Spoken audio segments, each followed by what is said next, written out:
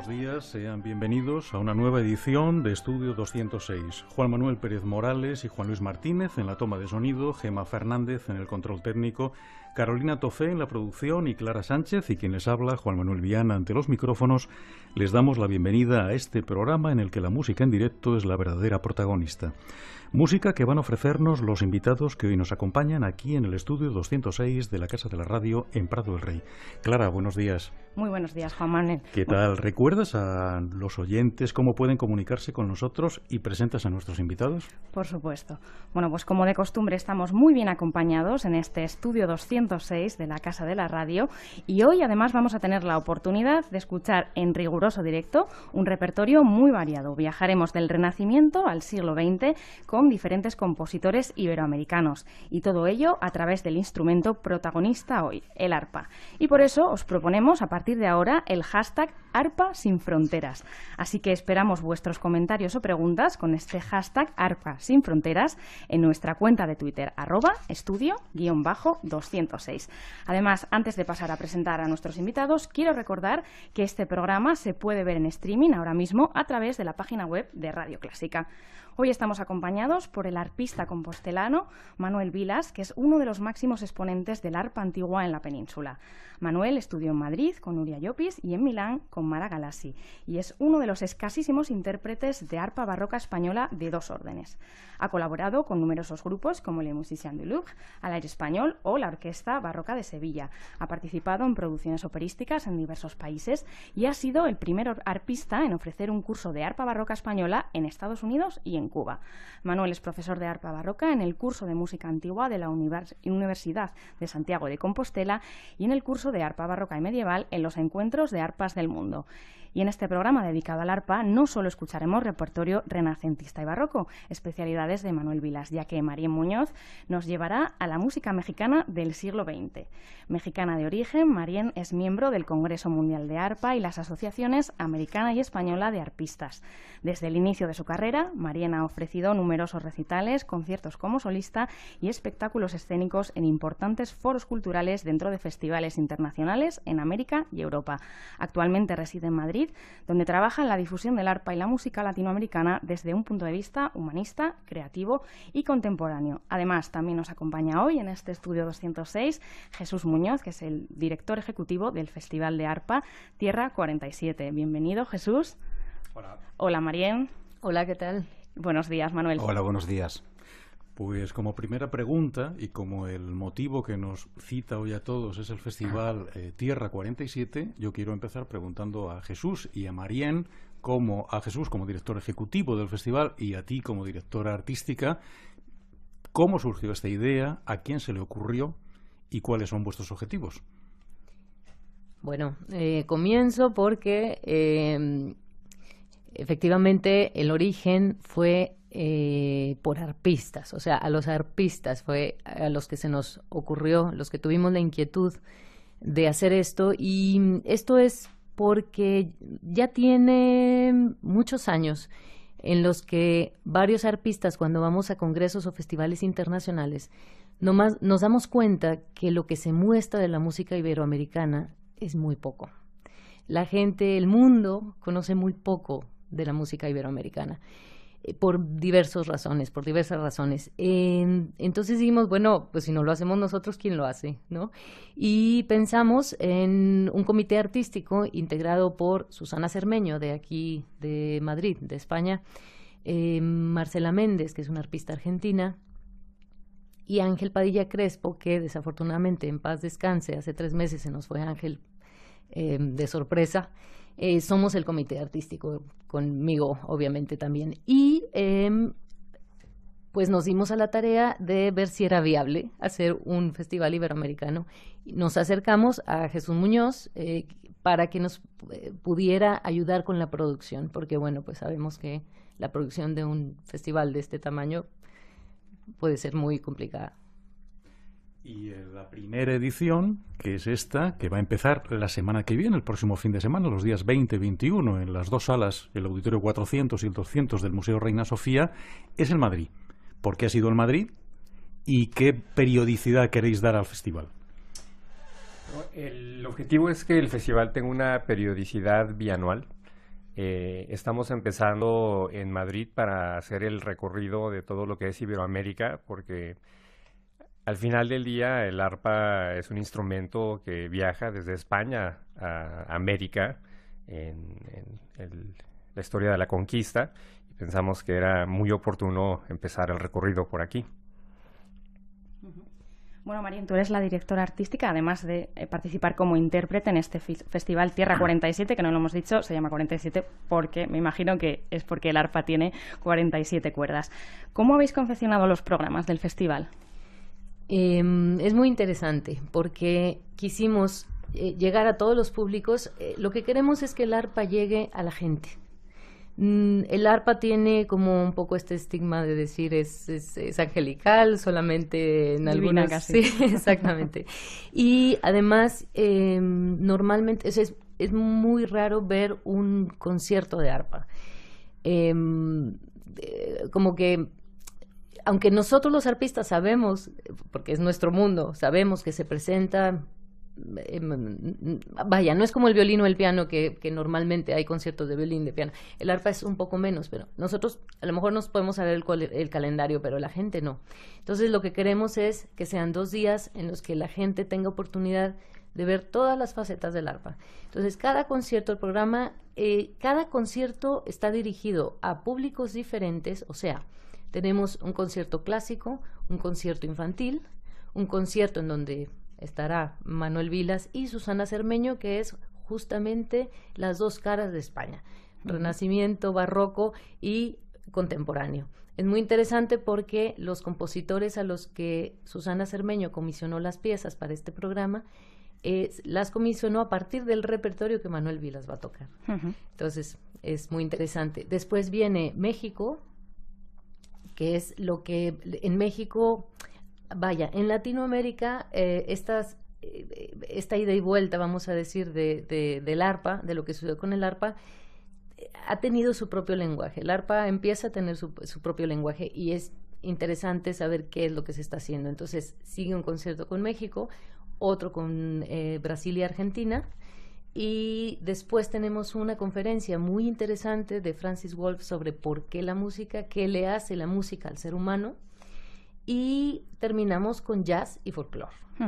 Entonces es diverso, transversal. Exacto, y para todos los públicos, para todos los gustos. Y además, Jesús, tenéis un concurso. ¿Nos puedes hablar de en qué consiste ese concurso y quién se puede apuntar y cómo se puede hacer? Pues la verdad es que la idea de este concurso es muy interesante porque el concurso es una convocatoria digital. Estuvo abierto a todo el mundo. ¿Sí?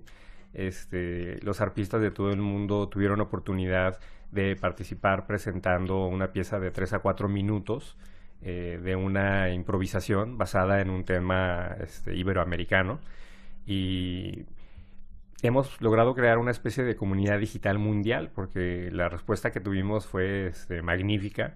Recibimos propuestas de Argentina, de Brasil, de Estados Unidos, de Italia, de México, de España. Y lo que es muy interesante es que los músicos pudieron participar en este concurso sin tener que viajar. Lo que tenían que hacer es presentar su propuesta tomándose un selfie o un video con su tableta o con su teléfono y cargarla a la página de Tierra 47. Y una vez ya que pasó la fecha de que se cerró el concurso, el comité artístico ha seleccionado unos jurados muy interesantes, especialistas en improvisación, y de esta manera se ha logrado crear una comunidad digital, ¿no? ¿Habéis recibido muchas candidaturas? Así es, sí, recibimos 10 candidaturas de estos países y se están seleccionando, bueno, aquí Marín les puede explicar un poco más sobre el proceso. El jurado de este concurso está compuesto por 3 de los intérpretes que van a estar en el festival. Es Baltasar Juárez, que es el presidente del jurado. Él va a tocar en la apertura música clásica, pero Baltasar originalmente era un arpista de mariachi en México, porque su papá tocaba el arpa en el mariachi. Entonces, como dice él, yo no tuve opción, yo nací con el arpa en la mano, el arpa folclórica. Pero esto le dio unas posibilidades técnicas impresionantes, porque dice que su papá lo ponía a tocar el arpa y llegaba y le decía, bueno, llámese esta formulita porque así es como el arpa folclórica funciona, ¿no? Como con fórmulas musicales. Y le decía a su padre, no, pues no es suficiente, síguele. Entonces se aburría y se cambiaba el arpa al lado y lo hacía con la mano izquierda, hasta que se lo sabía muy bien con las dos manos. Pero esto le dio, pues obviamente, unas facilidades técnicas impresionantes. Después entró al conservatorio y ahora es un arpista, es el arpista de la Sinfónica Nacional de México. Tenemos a Park Stickney, que es el jazzista que cierra el festival, y a Celso Duarte, que cierra el festival también, que es folclórico. Entonces, aunque Celso Duarte no toca arpa de pedales, porque en el caso de Park Stickney, pues es jazzista y toca arpa de pedales, venía también del mundo clásico, y él solito fue cambiando al jazz, pues todos improvisan y saben de qué va. Celso Duarte dice que no se atrevería a tocar lo que toca, lo paraguayo y lo mexicano que toca en la folclore, no se atrevería a tocarlo en la de pedales. Entonces sabe de qué está hablando. Y tenemos un compositor, pianista, que también improvisa, Carol Beffa de Francia, que también conforma parte porque tiene esa especialidad en improvisación y tiene mucha música escrita para arpa. Carol. Bueno, y estamos hablando de esta primera edición del Festival de Arpa, Tierra 47, y no podemos olvidar que esta edición rinde homenaje a Nicanor Zabaleta. Y ya que tenemos aquí a Manuel, especialista del arpa de dos órdenes barroco, quiero preguntarte, Manuel, ¿qué suponen los escritos de Zabaleta para la recuperación de este instrumento? Mucho. La verdad, porque Nicanor Zabaleta fue el primero, creo que fue por los años 40 del pasado siglo, creo recordar. Él ya hablaba de un arpa que existía en los fondos del antiguo Museo del Pueblo Español de Madrid, que después, posteriormente, creo que ahora es el arqueológico. Y ya hizo alguna fotografía que circuló ahí en los círculos un poco más especializados, una foto de un arpa de dos órdenes, que era un instrumento que tuvo un pasado glorioso en España. Después él también en arpa moderna, en arpa de pedales, grabó algunas de las piezas de Nestrosa, algunas de las piezas de Huete, grabó el Mudarra, algunos de los grandes así autores del repertorio de la música antigua en arpa moderna, lo cual es más que notable, en los años 50, 60 lo hizo. Por lo tanto, la figura, vamos, yo lo respeto muchísimo, me parece una figura fundamental para la recuperación del arpa de dos órdenes. Y sus escritos, efectivamente, claro, que fueron pioneros en una época en la que nadie hablaba de esto, nadie sabía prácticamente que era un arpa de dos órdenes, en los años 30, 40, 50. Él dio como ahí el primer paso, que después los demás, pues ya muchos años después, pues lo tomamos. Por lo tanto, la figura es fundamental. Manuel, tú vas a participar en el concierto del sábado 21 a las 13 horas en el Auditorio 200, concierto que precisamente se ofrece por Radio Clásica en directo. Y vas a tocar unas piezas del Renacimiento y del Barroco españoles, de las que dentro de unos minutos nos vas a ofrecer una pequeña muestra. ¿Qué lugar ocupaba el arpa dentro del ambiente musical del Barroco español? Porque yo creo que todavía los melómanos no se dan cuenta del enorme legado en calidad y en cantidad que existe. Efectivamente, la importancia era enorme. De hecho, en la práctica musical del Barroco español hay tres instrumentos fundamentales. En la guitarra, también no hay que obviar la importancia de la guitarra, el órgano y el arpa.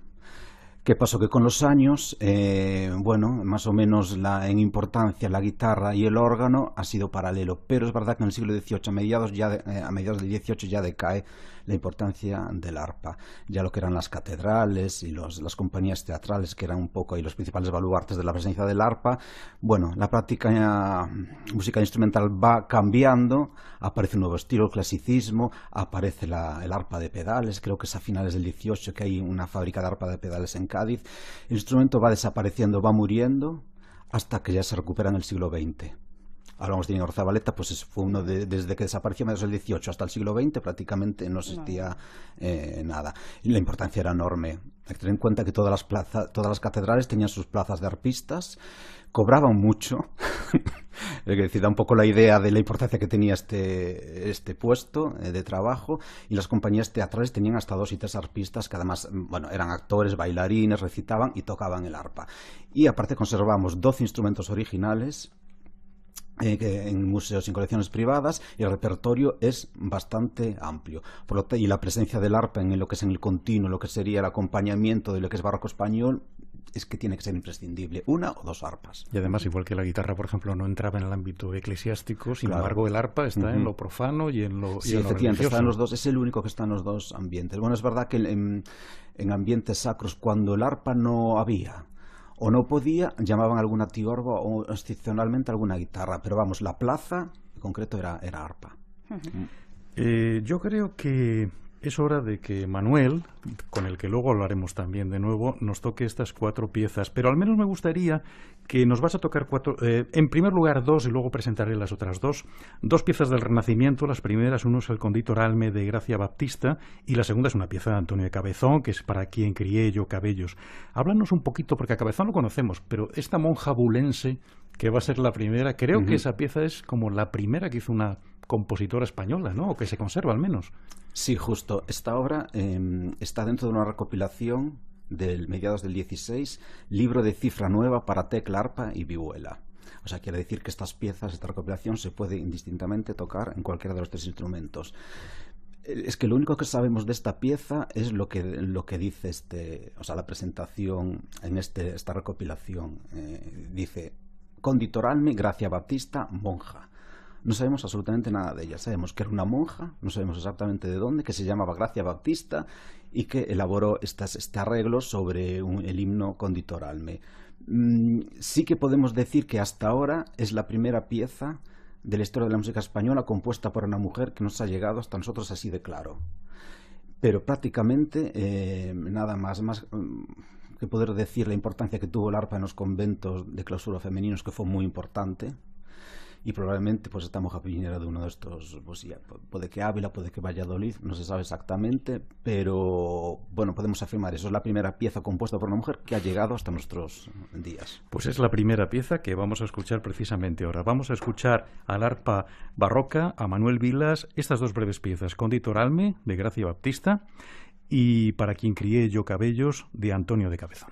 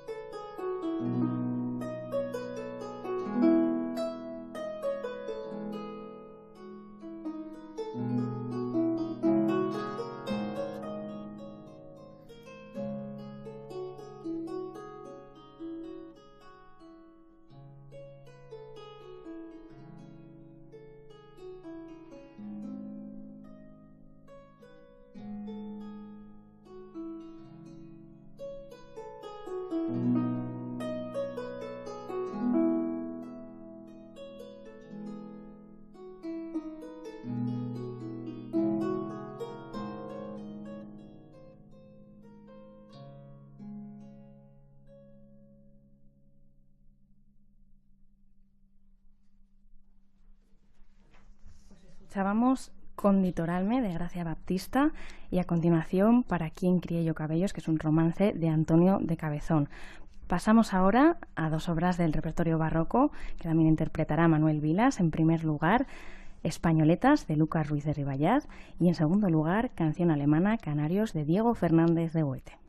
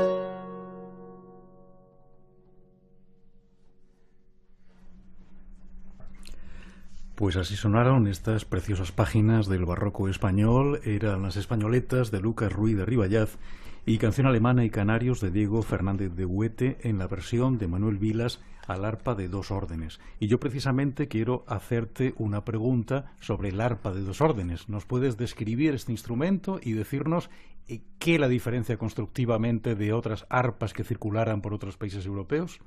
Bueno, este arpa en concreto se llama de dos órdenes porque tiene dos filas de cuerdas, o sea, orden es equivalente a fila de cuerdas cruzadas. O sea, una fila de cuerdas, un poco para entendernos, una de las filas de cuerdas sería como las teclas blancas de un teclado, de un piano, y el segundo orden sería como las teclas negras que van además en ese mismo orden, 3 y 2, 3 y 2, como si fuera también un teclado, y se van entrecruzando. Entonces tienes que ir metiendo el dedo entre las cuerdas para hacer las notas que correspondan. Si son alteraciones, tienes que o dar saltos, a dirigir tu dedo hacia la cuerda correspondiente o ir metiendo el dedo entre las cuerdas. No tiene pedales. Eso es posterior, eso viene después.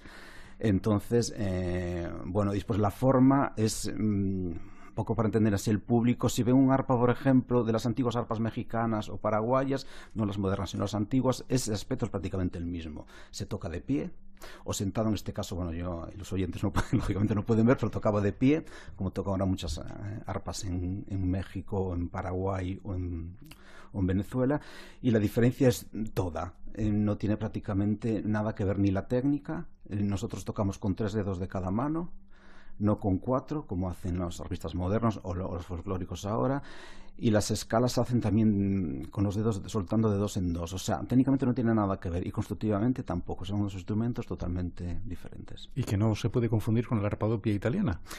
También, justamente, eso es otro instrumento. También, eso son 2 o 3 filas de cuerdas paralelas, no cruzadas. Como el arpa de pedales que tenemos aquí, que va a tañer luego Marien. Has hablado antes de que quedaban aproximadamente una docena de arpas históricas que me imagino que estarán en museos o en colecciones privadas y que estarán deterioradas o no se pueden tocar. Eso quiere decir que tú trabajas, como todos los arpistas, con reproducciones, y quería que nos hablaras un poco de cómo es la manufactura de esos modelos de arpa renacentista y barroca. Bueno, eso hay que agradecerle mucho a los luthiers, que casi siempre están en la sombra, porque sí, tocamos los instrumentos, los llevamos por ahí, aplausos, etcétera, pero si no fuera por ellos, en este caso son 2, Pedro Llopis y Javier Reyes.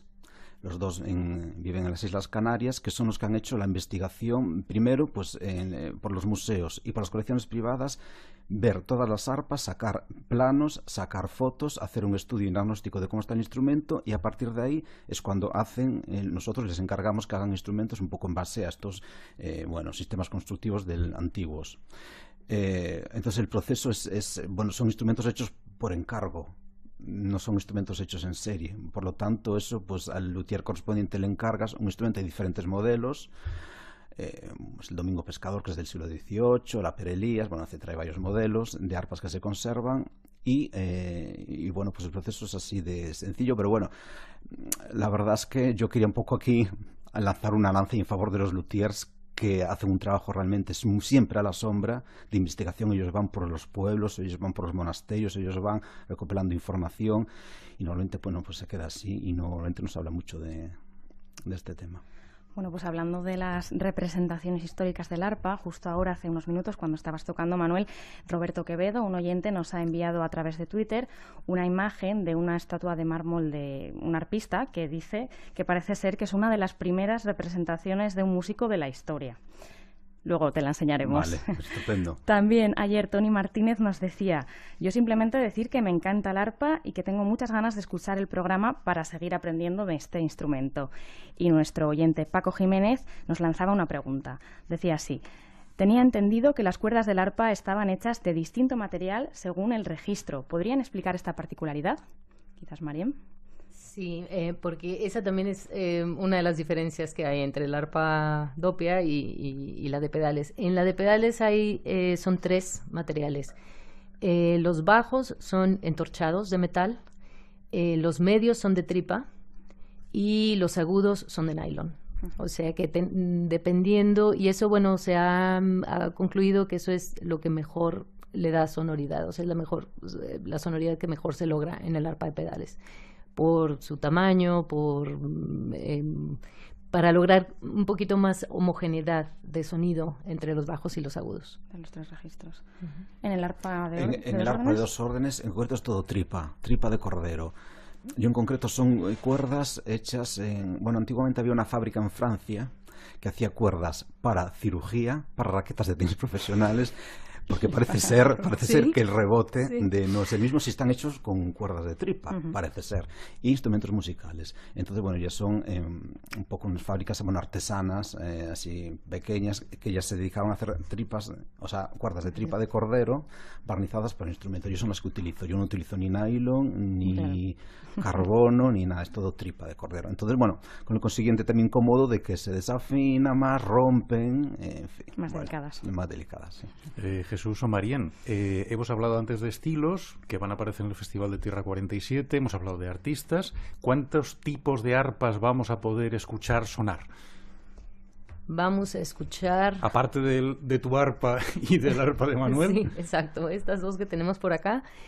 Y una arpa electroacústica, que es una arpa de pedales igualita a una arpa de pedales de concierto, las que conocemos, solamente que tiene un preamplificador, perdón, tengo la palabra en inglés, pero un preamplificador integrado, y esto hace que sea muy fácil ya su amplificación. No tiene... A veces como que desilusiona un poco porque la gente espera escucharla como si fuera una guitarra, o sea, que nos diera otros sonidos, que pudiéramos manipular un poco su sonido. Y no, simplemente es una arpa de pedales con un sonido metálico, con un sonido amplificado, o sea, hay electricidad de por medio, vamos a decir. Y la otra arpa que vamos a escuchar también es el arpa paraguaya de Celso Duarte. Él trae una arpa paraguaya que también utiliza amplificación. Estos son los 4 tipos de arpa. Vamos a tener una persona también, Darío Pontiglia de Milán, que nos va a mostrar, él es un laudero, que se dio a la tarea de tratar de hacernos la vida más sencilla a los arpistas. Entonces, se dio a la tarea de hacer una arpa en la que es desarmable. Entonces nos viene con sus arpas a hacer una demostración. Es una arpa obviamente solamente de levers, o sea, el sistema que podemos, con clavijas, vamos a decir, subir los semitonos. No tiene pedales, obviamente, pero es como una idea, es esta labor un poco de lo que decía Manuel, de los lauderos, de estar todo el tiempo tratando de ver cómo hacernos la vida más fácil a los arpistas. Marién, yo te quería preguntar también por tu trabajo en el ámbito pedagógico, en el que además reivindicas que se debe incluir el estudio del arpa desde la educación infantil. ¿En qué consiste este trabajo y el libro Arpaso a Pasito? Muy bien. Este libro, a ver, cuando yo empecé a dar clases de arpa en México, me di cuenta que los niños empezaban a estudiar con música de Francia, de Rusia, de Inglaterra, y yo decía, ¿qué tiene que ver? Este niño nació en Xochimilco, o sea... Me queda muy lejos, pero o sea, Rusia. Que lo que ha escuchado es totalmente distinto. Entonces, por medio de una beca del Fondo de Cultura Económica en México, hice esta compilación de piezas de la lírica infantil mexicana, que finalmente es la lírica infantil pues española que nos llegó a nosotros y que en Latinoamérica ha sufrido los cambios que ha sufrido, cada país lo ha hecho propio.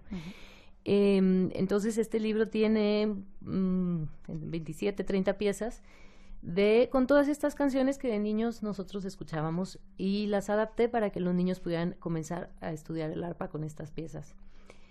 De ahí, cuando yo veo que, digamos, que en la educación musical, en la educación escolar, perdón, muchas veces se tiene el sistema ORF, por ejemplo, para que los niños con todos estos instrumentos de percusión puedan aprender música, pues te das cuenta que el arpa pudiera ser parte de esa educación totalmente. Los maestros le tienen un poco de miedo porque no la conocen, no saben... Pero al final de cuentas es como cuando afinan un violín, cuando afinan una guitarra, es nada más aprender a afinar el arpa, poner las cuerdas y los niños podrían tocarlo como tocan los demás instrumentos. Manuel, sabemos dónde se puede estudiar arpa moderna, pero ¿cómo está la enseñanza del arpa barroca, un instrumento genuinamente español en España? No, pues entonces hay que recurrir a algún arpista que te dé clases particulares. Es la única solución. No hay otra posibilidad. No hay otra solución. En las MUC en Barcelona tienen arpa antigua, pero es arpa italiana. Y creo que en Musiquene hay una sección que es pues una especie de nociones de arpa antigua, pero para arpistas modernos. Pero lo que es arpa de 2 órdenes en concreto, por ahora no, por desgracia. Y me imagino que una especie de oasis en el desierto serían los cursos de Daroca, ¿no? De por Nuria supuesto, Llopis. Sí, eso, de ahí salimos todos, evidentemente, sí. Los cursos era, afortunadamente, pues bueno, la labor de Nuria, que es, bueno, en fin, sería para hablar largo y tendido, no es el momento, que fue enorme. Y sigue siendo enorme porque ella sigue siendo profesora en Daroca, pero ahí, bueno, cualquier interesado en España sobre arpa de 2 órdenes tenía que recurrir efectivamente a los cursos de Daroca, sí. Bueno, y tú que además has sido ahora pionero en Estados Unidos y en Cuba, como comentábamos antes, ¿qué ha supuesto esa experiencia para ti? Bueno, muy buena. O sea, ser el primero. Me acuerdo que era la Sociedad del Arpa Antigua de Estados Unidos, que ahí, bueno, tienen la costumbre de asociarse cosas realmente increíbles, asociaciones realmente increíbles, lo más mínimo que nos podamos imaginar. Yo que sé, amigos de la música de la Edad Media, de la primera mitad del siglo XII. O sea, hay cosas así, es increíble.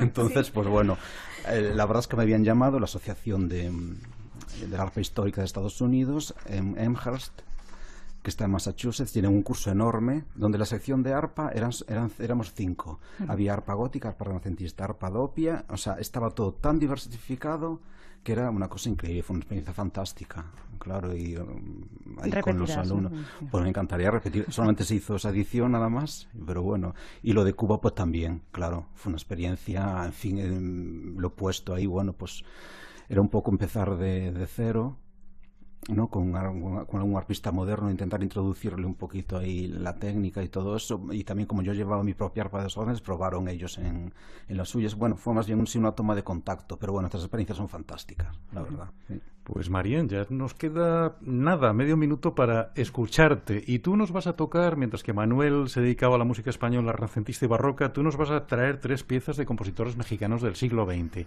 ¿Cómo se comporta el repertorio contemporáneo con el arpa? Así es. Bueno, esto es muy, muy interesante. A mí me parece muy interesante porque los compositores mexicanos con el arpa crean atmósferas. Es la manera en la que yo lo he traducido. O sea, México pues tiene, los compositores mexicanos tienen influencia de muchos lugares, especialmente, obviamente Europa y Estados Unidos, ¿no? Esto se da así. Y como que ya es quizá de una naturaleza mexicana siempre irte un poco a lo popular. Entonces hay una mezcla entre armonías, atmósferas y melodías que tienen que ver con crear este lenguaje mexicano, diría yo, de transmitir lo que somos los mexicanos. Y ahora es muy curioso porque a partir del terremoto salió un México que nadie sabíamos que existía. México, como sabemos, pues ahora con la corrupción y todos los problemas que tenemos, pues nos da tristeza a los mexicanos, ¿no? Porque podría ser un país fantástico y pues bueno, hemos tenido que, por ejemplo, pues a mí, por ejemplo, personalmente, de repente pienso, no sé si ir a México, no sé, y sentir que no sabes si puedes ir a tu país, pues es complicado. Y después del terremoto, que todo el mundo salió a ayudar y que todo el mundo está irreconocible, que lo único que quieren, o sea, la sociedad quiere ayudar. Y esta música, a mí me parece eso, o sea, me parece que estos compositores, en estos compositores sale ese México. Sale el México de decir, ok, sí, somos un desastre en muchos sentidos, pero tenemos un alma, tenemos un lenguaje que todos entendemos y que todos sabemos de qué va. Y es como un poco lúdico, un poco dramático también, definitivamente, y con estas influencias de armonías y de músicas de sobre todo Francia y Estados Unidos. Pues Mariel Muñoz, Manuel Vilas y también a Jesús Muñoz, director ejecutivo del Festival Arpa Tierras 47. Muchísimas gracias por estar aquí compartiendo vuestro tiempo con Estudio 206 en directo, un viernes de puente, por traernos un soplo de aire fresco en esta jornada en la que en el centro de Madrid no se puede aparcar por el exceso de polución atmosférica, y os deseamos muchísimo éxito en esta primera edición del Festival Tierra 47. Y ahora ya vamos a escuchar a Mariel Muñoz, estas 3 páginas mexicanas. De Mario Ruiz Armengol escuchamos El Otoño, de Manuel Ponce Malgetú, A pesar de todo, y de Enrique Neri, Ambiance. Te escuchamos.